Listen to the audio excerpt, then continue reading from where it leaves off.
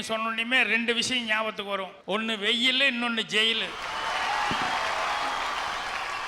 சின்ன வயசுலேருந்து நான் தப்பு பண்ணும்போதெல்லாம் எங்கள் அண்ணன் வந்து இவனை கண்டிப்பாக கொண்டு போய் நான் வேலூர் ஜெயிலையா இல்லைன்னா செங்கல்பட்டு ஜெயிலில் கொண்டு போய் விட போகிறேன் அப்படின்னு சொல்லி எங்கள் அண்ணன் அடிக்கடி சொல்லுவார். அதனால் வேலூர் பார்க்குறதுக்கு முன்னாலேயே, இங்கே வர்றதுக்கு முன்னாலேயே வேலூர்னாவே எனக்கு ஒரு திரில் ஒரு பயம் இருந்துகிட்டே இருந்தது. அதுக்கப்புறம் தான் சென்னைக்கு வந்ததுக்கப்புறம் தான் வேலூரை பற்றி நிறைய விஷயங்கள் தெரிஞ்சுக்க முடிஞ்சது. அதுக்கப்புறம் வேற எந்த ஊர்லேயும் இல்லாத ஒரு சிறப்பு இந்த வேலூரில் இருக்குது. வேலூர் கோட்டையில் ஹிந்து, முஸ்லீம், கிறிஸ்டியன் 3 பேர்த்துக்குமே ஒரே இடத்துல, இது மற்ற ஊரில் இல்லாத மிகப்பெரிய ஒரு பெருமை. இதுக்கு அடுத்தது ஆறுமுக கடவுள், அவரை ரொம்ப நேசிக்கிற ஒருத்தர் இந்த ஊருக்காரர் கிருபானந்த வாரியார்.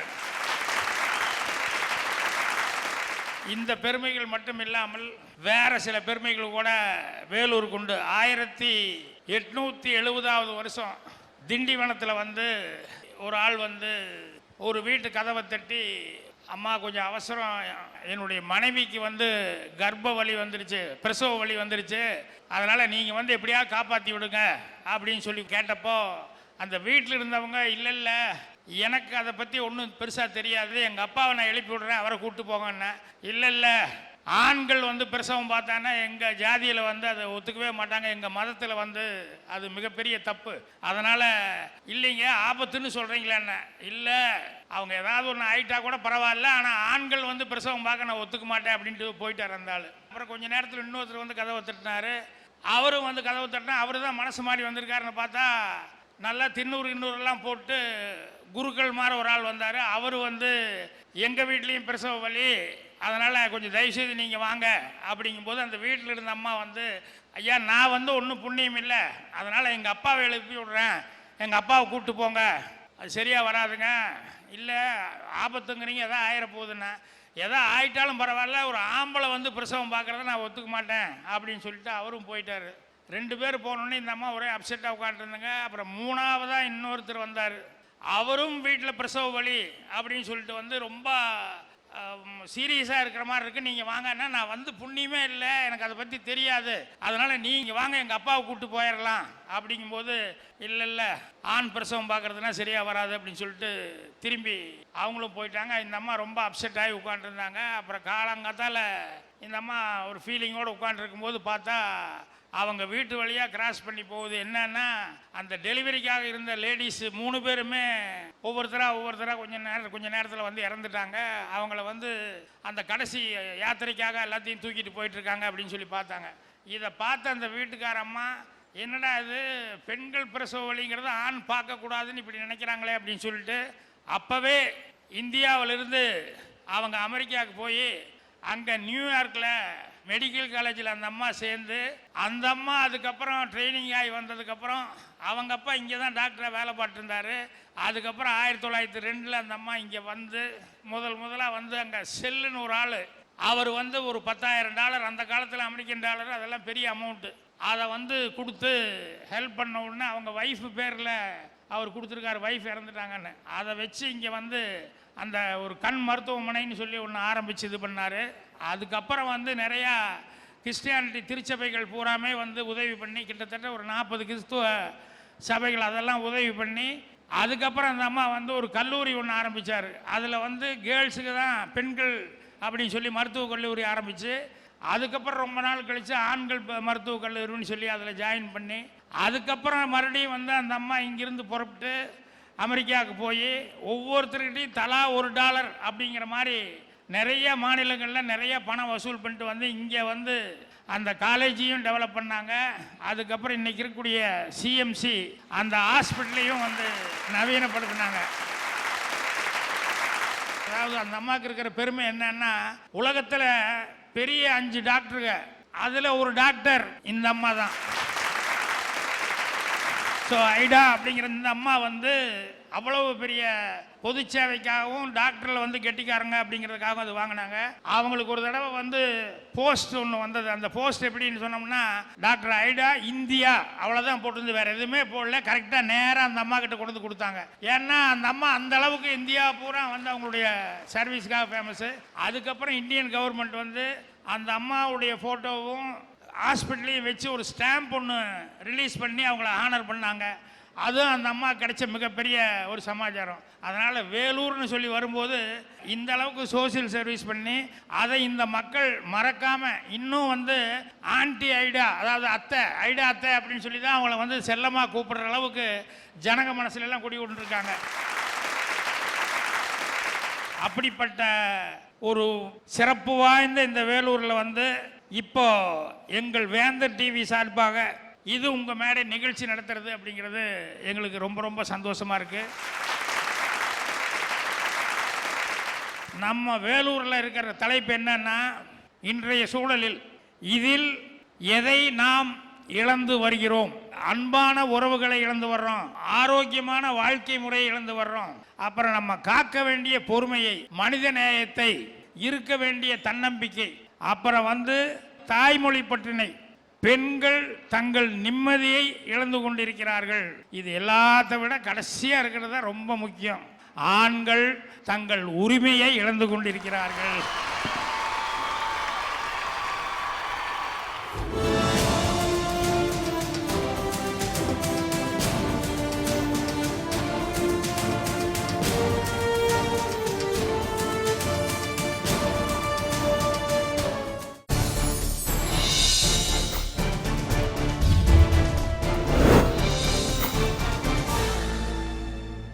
இப்போ முதல்ல வந்து மனித நேயத்தை பற்றி பேசுகிறாங்க. அதுதான் நம்ம இழந்துட்டு வர்றோம் இன்னைக்கு நாட்டில், அதுதான் குறைஞ்சிட்டே வருது அப்படின்னு சொல்லிட்டு அதை பற்றி பேச போகிறாங்க. இந்த உலகத்தில் 2 வகையான குழந்தைங்க மட்டும்தான் இருக்கு. அதில் ஒன்று மழை வந்துடுச்சு உடனே போய் சொல்லுது, மம்மி இட்ஸ் ரைனிங், என்னுடைய பொம்மை காரை எடுத்து உள்ள வைங்க, அது நினைச்சிட்டோம். அடுத்த வகை குழந்தை சொல்லுது, அம்மா நம்ம வீட்டில் இந்த இடத்துலையும் தண்ணி சொட்டுதுமா, பாத்திரத்தை எடுத்து இங்கேயும் வெய்மா அப்படின்னு சொல்லுதே, அது 2வது வகையான குழந்தை. இப்படிப்பட்ட ஏற்றத்தாழ்வு நிறைந்த இந்த மனிதர்களுக்கு மத்தியில மனித நேயத்தை இழந்துட்டு தான் நான் சொல்ல போறேன். 800 ஆண்டுகளுக்கு முன்னாலே ஒரு தாயோடைய கருவில் இருக்கிற ஒரு குழந்தை எப்படி இருக்குன்றத அப்பவே என்னுடைய தமிழன் தன்னுடைய உணர்வாலே கல்லுல செதுக்கி வச்சுட்டு போனான்ல, அப்படிப்பட்ட மனிதநேயம் சுக்குநூறா இழந்து தானே போயிருக்கோம்.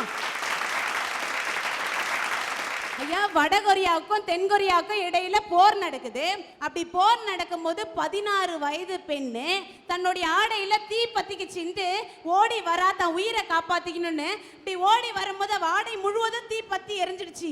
அப்போ ஒரு பத்திரிகையாளர் அந்த பொண்ணை புகைப்படம் எடுத்து போடுறாரு. ஆனா இதை விட கொடுமையான விஷயம் என்ன தெரியுமா? இந்த புகைப்படத்திற்கு சர்வதேச அளவுல சிறந்த புகைப்படம் விருது கொடுக்குறான். ஐயா, மனுஷன் எதை நோக்கி போயிட்டு இருக்கான்? மனிதருக்கு இடையே மனிதநேயம் எழுந்துட்டு தானே இருக்கும். ஒரு உண்மையை சொல்லட்டுமா? சென்னை வெள்ளம் மூல முடுக்குలకు எங்க தொண்டு நிறுவனங்கள் எல்லாம் ஓடோடி வந்து உதனாங்க. எனக்கு ரொம்ப பெருமையா இருக்கு, என் மனுஷங்க மத்தியில மனிதநேயம் இருக்குன்னு. ஆனா பக்கத்து தெருவில் இருக்கிறவன் 1/2 லிட்டர் பால் மரம் 100 ரூபாய் வச்சு வித்தால, எங்க போச்சு மனிதநேயம்? இந்த மெட்ராஸில் இப்போ வெள்ளம் வந்தப்போ நூதனமாக சில பேர்த்துக்கு மூளை வேலை செய்யும். அவங்க என்ன பண்ணாங்க, ஒவ்வொருத்தரும் எங்கே நம்ம வீட்டில் வெள்ளம் வந்துடுமோ நம்ம வீட்டில் வெள்ளம் வந்துடுமோ அப்படின்னு சொல்லி எல்லாம் ஒரு ஷாக்கில், ஏன்னா 2 இடத்துல பூந்துருச்சுன்னு சொல்லி தெரிஞ்ச உடனேயுமே எல்லாம் பயந்துட்டு இருக்கும்போது ஒரு 3-4 பேர் வந்தானுங்க. திடீர்னு வந்தானுங்க, இந்த வீதியில் அந்த வீதியில் எல்லாம் வந்து வீரான ஏரி உடஞ்சிருச்சு, தண்ணி வந்துக்கிட்டு இருக்கு அப்படின்னு சொல்லி சத்தம் போட்டான். அவன் எதையும் எடுக்கல, வீட்டை பூட்டிட்டு குழந்தைங்க அவங்க இவங்க அப்படின்னு சொல்லிட்டு எல்லாரும் ஓடுறாங்க. இவனுக்கு போய் சாவகாசமாக பூட்டை உடைச்சு சாமானிஞ்சிட்டுலாம் மூட்டை கட்டி எல்லாரும் போகிற மாதிரி இவனுங்களும் மூட்டை கட்டிட்டு எல்லாம் சீக்கிரம் புறப்படுங்கன்ட்டு இவனுக்கு கூட்டமாக போகிறான். ஸோ டெக்னிக்கலாக இந்த மாதிரி நேரத்தில் தான் சில பேர்த்துக்கெல்லாம் மூளை அவ்வளவு புறமாம வேலை செய்யுது, மற்ற நேரத்தில் வேலை செய்யறதை விட. ஐயா, ஒரு பெண்ணா இருந்து நான் உணர்வுபூர்வமா சில விஷயங்களை சொல்லணும்னு நினைக்கிறேன். அதாவது பாலியல் வன்கொடுமை, ஒரு இளமையான ஒரு பொண்ணா இருக்கட்டும், ஒரு யங்ஸ்டர் கேர்ளா இருக்கட்டும், அது பாலியல் வன்கொடுமை நடந்துடுச்சுன்னா உடனே இந்த சமூகதாயத்தில் நானா இருந்தாலும் சரி நீங்களா இருந்தாலும் சரி என்ன உடனே ஒரு குற்றச்சாட்டு வைப்போம். அரைகுடையான ஆடை இருக்கும், அந்த பொண்ணு மேல தப்பு இருக்கும், பெண்ணுக்கு மேல குற்றச்சாட்டு செலுத்த. ஆனா 1/2 மணி நேரத்துக்கு 34 பெண்கள் கற்பழிக்கப்படுறாங்க. 1 மணி நேரத்துக்கு 96% பெண்கள் வந்து கற்பழிக்கப்படுறாங்களா புள்ளி விவரம் எடுத்து சொல்றான். நான் இதுல இன்னும் கொடுமையான விஷயம் என்னன்னா 7% பெண்கள் மட்டும்தான் முகம் தெரியாத யாரோ ஒருவரால் பாலியல் வன்கொடுமை பண்ணப்படுறா. மத்த 93% சொல்ல வாய் கூசுதையா. அப்பா, அண்ணன், தம்பி, நண்பன், மாமன், மச்சான் எல்லா நெருங்கிய உறவுகளால இதுக்கு ஆளாக்கப்படுறானா இன்னைக்கு மனுஷன் மிருகமா மாறிட்டு எப்படியா போயிட்டு இருக்கான்? இதை நம்ம சிந்திச்சு பார்க்க வேண்டிய நிலைமையில் இருக்குமா இல்லையா? எங்கேயோ ஒன்று நடந்தது அப்படிங்கிறதுக்காக உலகத்திலேயே எல்லாத்துலேயும் சமுதாயத்தும் போகிற இப்படி தான் நடக்குது அப்படின்னு சொல்லி நம்ம பேசக்கூடாது. ஏன்னா எங்கேயாவது யாராவது ஒருத்தர் எல்லாத்துலேயும் எல்லாமே தப்பு இருக்குது, பதர் இல்லாமல் எங்கேயுமே இல்லை. அதனால் அதை வச்சுக்கிட்டு எல்லாம் இப்படி தான் நடக்குது அப்படின்னு எப்படி நம்ம ஒத்துக்கிறது? ஐயா, நான் எதுக்காக இதை நான் சொன்னேன்னா எங்கேயோ 1 2ன்னு சொன்னீங்க பார், அது கூட இருக்கக்கூடாதுன்னு தான் நான் இந்த உரத்த குரல்ல பேசிட்டு இருக்கேன். ஐயா, புள்ளி விவரம் எடுத்து சொல்றாங்க. ஒரு நிமிஷம். ஐயா ஐயான்னு சொல்ற அளவுக்கு அவருக்கு அவ்வளவு வயசாயிருச்சா? இப்படி வாங்க சார், நான் உங்களை முடிகிற வரைக்கும் மச்சான் தான் கூட போறேன். எல்லாம் ஐயா ஐயான்னு சொல்லி உங்களை வயசாக்குறாங்க. நீங்க அப்படி வயசாயிடக்கூடாது. இப்ப நான் சொல்றேன் பாருங்க பாயிண்ட். மாரியாத்தாக்கும் மங்காத்தாக்கும் ஒரு வித்தியாசம் இருக்கு. தலையை விரிச்சு போட்டு ஆடுனா அது மாரியாத்தா, தலையே வந்து ஆடுனா அதான் மங்காத்தா. ஏமா மனிதனேய இல்லைங்கிறியே. எல்லாரும் இந்த சார் சொன்ன மாதிரி எல்லாரும் சட்டி புட்டியை தூக்கிட்டு ஓடும்போது தன்னுடைய கல்யாண மண்டபங்களை எல்லாம் திறந்து வைத்து தலை வந்து உதவி செய்தாரு. மனிதநேயம் தலைக்கு இருக்கும் போது எங்களுடைய இளைய சிங்கத்துக்கு இருக்காதா? ஒண்ணு தெரிஞ்சுக்க, முட்டை போடுற கோழியால ஆம்லேட் போட முடியாது, ஆம்லேட் போடுற ஆம்பளையால ஒரு முட்டை கூட போட முடியாது. அது ஏம்மா ஆம்லேட் போடுற கோழியால ஒரு முட்டை கூட நான் ஏன் முட்டை போடணும்? சிக்கன் பிரியாணியை ஓபன் பண்ணா உள்ளக்க முட்டை இருக்கும், ஆனா முட்டை பிரியாணியை ஓபன் பண்ணா உள்ளக்க சிக்கன் இருக்குமா? இருக்காது.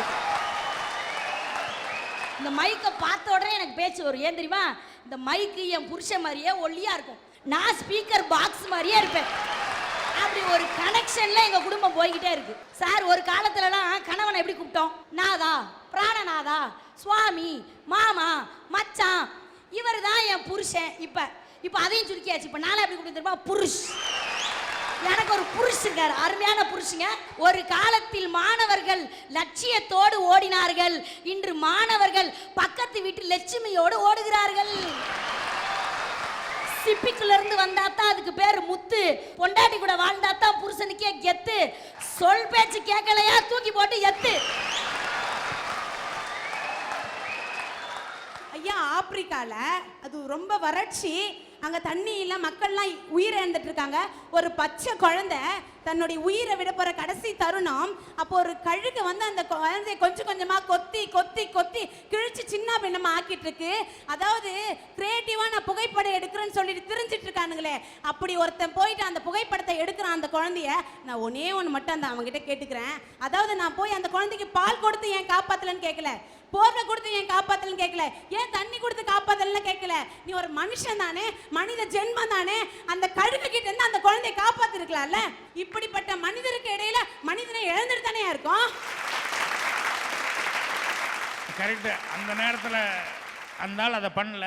ஆனால் அதுக்கப்புறம் வந்து நான் இப்படி ஒரு தப்பு பண்ணிட்டேன்னு அந்த ஆள் என்ன பண்ணிட்டார் தெரியுமா? சூசைட் பண்ணிக்கிட்டான். அவன் மட்டுமல்ல, குண்டு போடுற ஒரு ஆள், அவர் வந்து ஃப்ளைட்டில் வந்து குண்டு போட்டு போவார் வாரில். அந்த மாதிரி ஒரு ஆளை கூப்பிட்டு வந்து அவர் கையில் வந்து ஒரு குழந்தை பொம்மையை கொடுத்து கத்தியை கொடுத்து இதை வந்து கொஞ்சம் பீஸாக தனித்தனியாக கட் பண்ணுங்க அப்படின்னாங்க. அந்த ஆள் எடுத்து பார்க்குறாரு, குழந்தை பொம்மை கத்தி எடுத்துக்கிட்டு, இல்லை இது அழகாக இருக்குது, இதை ஏன் போய் நான் சிதைக்கணும்னு. இல்லை பரவாயில்ல, நீங்கள் அது கை தனியாக கால் தனியாக எல்லாம் வெட்டுங்க அப்படின்னா. அவர் கத்தியை கொண்டு போயிட்டு, இல்லை என்னால் முடியல, எனக்கு மனசு வரலன்னு. ஏயா, நீ தானே குண்டு போட்டு ஒரு குண்டுலேயே வந்து ஆயிரக்கணக்கான பேர் கை தனியாக கால் தனியாக போகிறாங்க, இது பொம்மை தானே அப்படின்னா. அப்போ அவர் சொன்னார், எனக்கு உத்தரவு, நான் மேலேருந்து போடுறேன், ஆனால் கீழே என்ன நடக்குதுன்னு அப்போ எனக்கு தெரியல, அதனால் நான் பாட்டில் போட்டு போயிட்டே இருந்தேன். பின்னால் தான் அதனுடைய விளைவுகள்லாம் எனக்கு தெரிஞ்சுது. அதனால் இப்போ கண்ணுக்கு தெரிஞ்ச ஒரு பொம்மையாக இருந்தால் கூட குழந்தை பொம்மையாகும் போது என்னால் முடியல அப்படின்னு. இந்த மாதிரி சந்தர்ப்ப சூழ்நிலைகள் சில நேரங்களில் வந்து நீங்கள் சொன்ன மாதிரி அதை ஃபோட்டோ எடுக்கிறதோ இது பண்ணுறதோங்கிறது ரொம்ப கஷ்டமான ஒரு சமாச்சாரம் தான். ஐயா, நான் செய்தித்தாளில் படிச்சது இப்போ சமீபத்தில் நினைத்த மிக பயங்கரமான ஒரு விபத்து. அது என்னன்னு கேட்டிங்கன்னா, கிருஷ்ணகிரியில் ஒரு பேருந்து விபத்து ஆயிடுச்சு. அதில் 17 பேர் தன்னுடைய உயிரை விட்டுருக்காங்க. அந்த வழியா ஒரு 15க்கும் மேற்பட்ட இளைஞர்கள் வராங்க. எல்லாத்தையும் வண்டியெல்லாம் அப்படியே விட்டுட்டு மக்களை காப்பாற்றணுமே, உயிர்களை காப்பாற்றணுமே, எல்லாரையும் கொண்டு போய் மருத்துவமனையில சேர்க்கிறாயா. ரொம்ப சந்தோஷமா இருக்கு. மனுஷங்கிட்ட மனிதனே இருக்குன்னு நான் சொல்லணும்னு நினைக்கிறேன். ஆனா அதுக்கு பின்னாடி எல்லாரையும் விட்டுட்டு அவன் தன்னுடைய பைக் எடுத்துன்னு வீட்டுக்கு போலான்னு வந்து பாக்குறான். களவாணி பசங்க பைக் மொத்தத்தை களவாடிட்டு போயிருக்கிறாங்க ஐயா. அதனால தான் சொல்றேன், மனித நேயத்தை நம்ம இழந்துட்டு இருக்கோம்.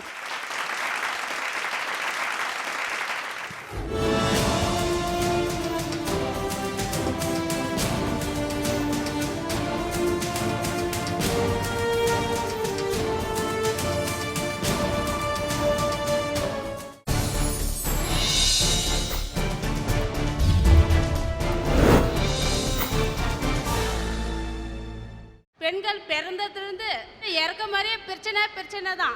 எல்லா பெண்களும் நிம்மதி இல்லாம தான் இருக்கிறாங்க. நானும் அழகா குடும்பத்தோட வாழ்ந்தவ தான். எனக்கு 3 அண்ணா 3 அக்கா. நானும் லாஸ்ட் போனேன். எனக்கு அழகா கல்யாணம் பண்ணி கொடுத்தாங்க. பண்ணி கொடுத்து ஒரு வாரத்திலேயே அனிமூர் போவாங்க, கோயிலுக்கு போவாங்க, எல்லாம் போவாங்க. ஆனா நான் போன இடம் போலீஸ் ஸ்டேஷன் தான் சார். ஏன்னா எங்க வீட்டுக்காரர் வந்து ஒரு குடிகாரன், திருடன் எல்லாம் அந்த ஒரு வாரத்திலே எனக்கு வந்து தெரிஞ்சிச்சிங்க சார். கோயிலுக்கு இட்டு போறேன்ட்டு எங்க நாத்தனாரு வா போலீஸ் ஸ்டேஷனுக்கு இட்டுன்னு போனாங்க சார். இட்டுன்னு போய் ஏன் என்னை இங்கே இட்டுன்னு வரேன்னா, இல்லம்மா உங்க வீட்டுக்காரர் இங்கே இருக்கிறாங்க, வா இட்டுன்னு போயிடலான்னு கேட்டேன். அப்போ சொன்னேன், ஏக்கா இங்கே இருக்கிறாங்க. நான் கேட்டதுக்கு இல்லை அவன் ஏதோ தப்பு செஞ்சுட்டு இங்கே இருக்கிறான், உன்னை வந்தால் தான் விடுன்னு சொன்னாங்க போலீஸ்காரு.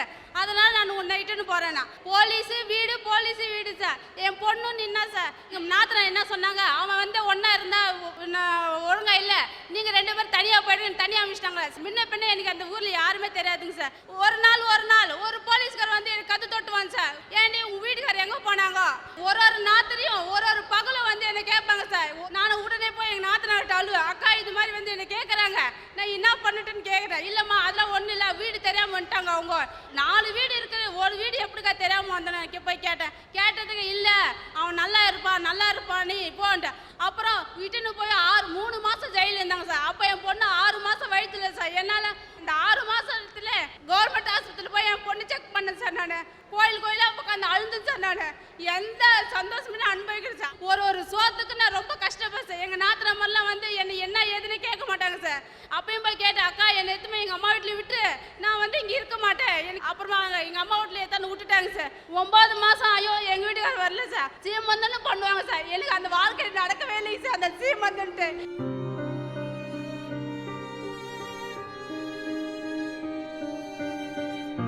கவர்மெண்ட் ஹாஸ்பிட்டல் தான் சார் குழந்தை பிறந்தா. ஒரு நாள் கூட வந்து யாருமே எனக்கு வந்து எங்கள் வீட்டுக்கு எங்கள் நாத்தனார் யாருமே இல்லைங்க சார். என் கூட வேலை செஞ்ச கம்பெனியில் வேலை செய்யறவங்க தான் சார் என் கூட இருந்தாங்க.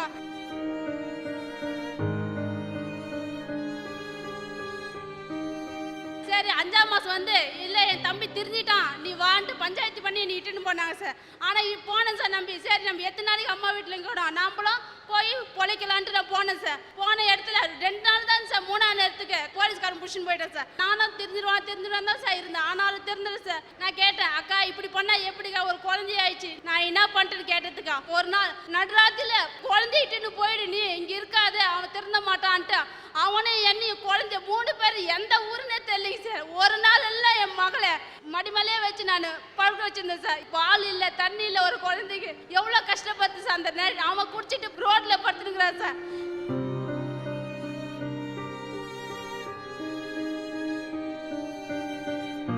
இந்த நேரத்துல சார் உடம்பு சரியில்லாம ஆயிடுச்சு சார் எங்க ஹஸ்பண்டுக்கு. அப்போ வந்து வயிறு வீங்கிட்டு லாஸ்ட் நிலைமைக்கு எல்லா டாக்டர்கிட்ட இட்டு போனேன் சார்.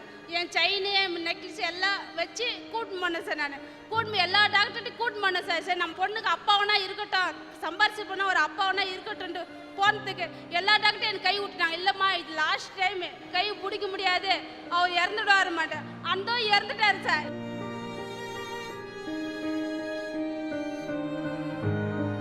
அந்த நேரத்தில் நான் 10 நாளைக்கு அங்கேயே இருந்தேன் சார். 10 நாளைக்கு எல்லாம் முடிச்சுட்டு நான் வீட்டுக்கு வச்சேன். எங்கள் சொந்தம்லாம் இருக்கும், எங்கள் அண்ணன் தம்பி இருப்பாங்க அப்படின்னு என் வீட்டுக்கு வந்தேன் சார். ஆனால் எங்கள் வீட்டுல இருக்கிறவங்க எல்லாமே என்ன வந்து எதிரியா தானே சார் பார்த்தாங்க. யாரும் கூட பிறந்த தங்கச்சின்னு யாரும் பார்க்கலைங்க சார். அதனால நான் என்ன பண்ண கம்பெனில மேட்ச் போட்டு வேலை செஞ்சு என் பொண்ணை படிக்க வச்சு சார். அந்த நேரத்தில் ஒரு பொண்ணு நான் கஷ்டப்படுறத பார்த்து நீ இவ்வளோ கஷ்டப்படுறே, நான் ஒரு டாக்டர்கிட்ட வேலை செய்கிறேன், நீ அங்கே வந்து வேலை செய்யன்னு சொன்னாங்க சார். ஒரு 800 ரூபாய் சம்பளத்துக்கு தான் சார் நான் போய் ஃபர்ஸ்ட் வேலை செஞ்சேன். ஒரு எடுத்த நேரத்தில் அந்த பென்ஷனுக்கு எழுதி போடலான்ட்டு ஒரு கவர்மெண்ட் ஒரு ஹாஸ்பிட்டலுக்கு போனேன் சார். அவர் கேட்குறாங்க என்ன, ஏம்மா ஒரு ஹஸ்பண்ட் இல்லாமல் நீ எப்படி தனியாக இருக்கிற, எவ்வளோ பணம் ஒன்றா சொல்லு நான் தரேன் உனக்கு.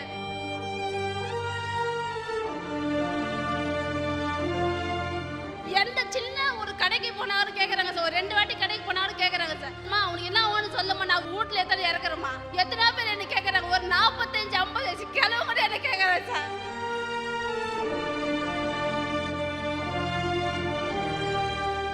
இப்போ யார் உங்களுக்கு சப்போர்ட் பண்ணிட்டு இருக்கிறது?